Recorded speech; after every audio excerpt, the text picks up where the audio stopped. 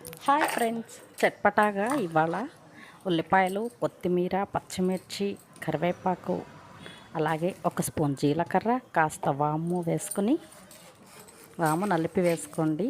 ఒక కప్పు శనగపిండి, అంతే. స్నాక్ రెడీ చేసేద్దాం. తగినంత ఉప్పు, చిటికెడు వంట సోడా వేసేసుకొని పిండిని బాగా కలుపుకొని ఒక్క స్పూన్ ఆయిల్ వేసి బాగా మిక్స్ చేసుకోవాలి. కొంచెం కొంచెం వాటర్ వేసి బోండా పిండిలా రెడీ చేసేసుకోవాలి. మనం వేసుకుంటున్నది మేతి పకోడా కాబట్టి కాస్త లూజ్గా చేసుకోవాలి.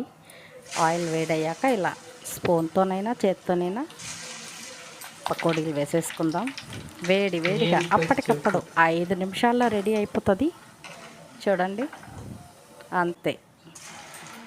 పకోడీలు వేసేసుకొని మా ఇంట్లో చాలా తొందరగా తినేస్తారండి, వేసినవి వేసినట్టు. Happy bye.